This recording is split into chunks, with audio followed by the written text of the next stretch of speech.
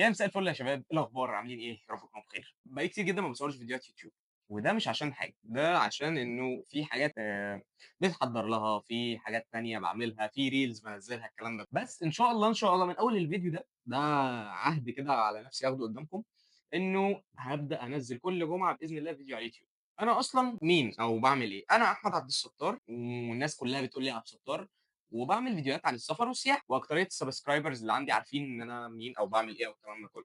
بس في ناس تانية ما تعرفش. لمّا قعدت أشوف إيه الحاجات اللي أنا عملتها وإيه الفيديوهات اللي أنا قدمتها والحاجات اللي تخص السفر اللي لسه فاضلة والكلام ده كله، اكتشفت إن أهم حاجة مش عامل لها فيديو، ألا وهي إن أنت إزاي تطلّع باسبور أصلًا. الباسبور المصري من أسهل تقريبًا الباسبورات اللي أنت ممكن تطلّعها في العالم، يعني مش قصدي إن أنت تتجنّس، لأ، أنا قصدي إن مواطن مصري يطلّع باسبور، ده حاجة سهلة جدًا ما فيهاش أي مشكلة، بس ليها شوية أوراق. فأنت أكيد اللي ما طلّعش باسبور قبل كده عايز يعرف الأوراق دي، واللي عايز يجدد الباسبور برضه عايز يعرف يجدد إزاي، واللي باسبوره ضاع منه عايز يطلّع باسبور جديد، عايز يعرف كل ده. كل الكلام ده هاقوله لك النهارده في الفيديو، وإن شاء الله الفيديو ده هيفيدكم جدًا، جدًا، على الأقل تعرفوا إيه الأوراق اللي تاخدوها قبل ما تروحوا الجوازات. بس قبل ما نبدأ بقى ما تنسوش سبسكرايب للقناة، فعلوا زر الجرس عشان يوصلكم كل الفيديوهات الجديدة، لايك بقى للفيديو. أول حاجة هنعملها إن إحنا نضبط ورقنا، ألا وهو أول حاجة أصل بطاقة الرقم القومي وصورة منها، تاني حاجة 4 صور 4 في 6 ودانك مطرطقين فيها. اعملها بليز.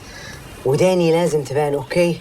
يعني انا لو هرتكب جريمه هرتكبها بوداني. طبعًا أنا باهزر، الكلام ده هزار بس، هو مش موضوع ودانك طرطقين فيهم، هو الموضوع كله إن أنت لازم يكون ملامحك باينة كويس جدًا في الصور، ويُستحسن إن أنت الصور دي ما يكونش عدّى عليها 6 شهور، وطبعًا لازم تكون خلفية بيضا. طب دلوقتي أنت واحد مش معاك بطاقة، هتعمل إيه؟ هتاخد شهادة الميلاد بتاعتك وصورة منها. طيب بالنسبة للمؤهل، أنت لو معاك مؤهل أوكي، أنت بتاخد شهادة المؤهل وصورة منها، أنت بتاخد شهادة المؤهل وصورة منها، ده في حالة إن أنت مش عامل إثبات للمؤهل اللي أنت حاصل عليه في البطاقة بتاعتك، لإن أي مؤهل في البطاقة بيكون مكتوب هو اللي بيتكتب في الباسبور. لو أنت بقى خريج هتاخد معاك شهادة التخرُّج وصورة منها وشهادة الجيش، اللي هي بمعنى أصح إن أنت أتميت الخدمة العسكرية بتاعتك. طب لو أنت طالب وعايز تطلّع باسبور، هتجيب إثبات قيد من الجامعة أو من المدرسة اللي أنت فيها موجه للجوازات، وكل الأوراق اللي أنا قُلتها قبل كده. وبعد ما بتجيب الأوراق دي كلها، بتطلع على مصلحة الجوازات التابع للاسم اللي أنت فيه، بتروح هناك الصبح تستلم الاستمارة بتاعة استخراج جواز السفر. بس لو أنت هتجدد الجواز بتاعك بقى، هيبقى في حاجات مختلفة شوية، اللي هيتطلب منك بس ال4 صور والجواز القديم وصورة منه. ليه الجواز القديم لازم تاخده معاك؟ عشان بيكنسلوه، بيخرّموه كده إخرام ومكتوب عليها كانسل أو خرمين حاجة كده يعني، ده معناه إن الجواز اتكنسل. طب لو بدل فائد، أول حاجة هتعملها إنك هتروح أقرب اسم شرطة ليك وهتعمل محضر فك جواز السفر بتاعك، وتاخد المحضر ده و4 صور خلفية بيضا اللي قُلنا عليهم في أول الفيديو، وتطلع تعمل الباسبور عادي جدًا. طب بالنسبة لأسعار الباسبور، أسعار الباسبور بصراحة أنا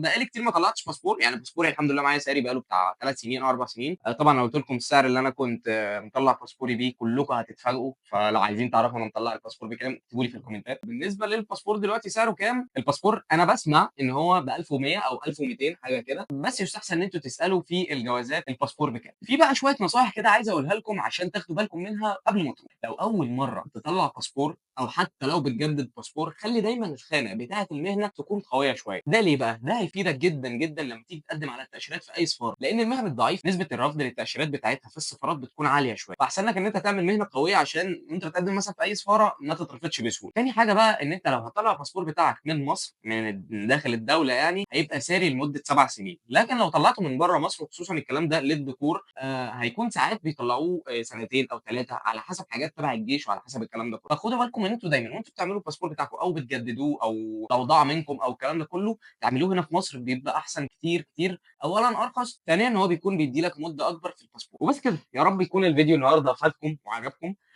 إن شاء الله، إن شاء الله أنا مش هاتقطع تاني عن الفيديوهات، لإن أنا بجد، بجد والله الكاميرا بتوحشني، وده والله بيكون خارج إرادتي للأسف. بس إن شاء الله خلاص كل جمعة بإذن الله في فيديو، وفي سفريات قوية جدًا، جدًا، جدًا بيترتب لها الفترة دي، وإن شاء الله هنبدأ فيها. يعني عايز أقول لكم إن في لحد دلوقتي مثلًا 3، 4 سفريات بإذن الله، 4 ده في مصر وفي برّه مصر برضه حاجات كده حلوة هتعجبكم قريب. عايز أقول لكم إن أنتم استنوا الفترة الجاية فيها content جامد جدًا، جدًا، إن شاء الله أنتم هتشوفوه هتحكموا. فبس كده، لو عجبكم الفيديو ما تنسوش اشتراك في القناة ولايك للفيديو حلو كده، وشيروا الفيديو مع أصحابكم، وأهم حاجة بقى نفعل زر الجرس عشان يوصل لنا كل الفيديوهات الجديدة.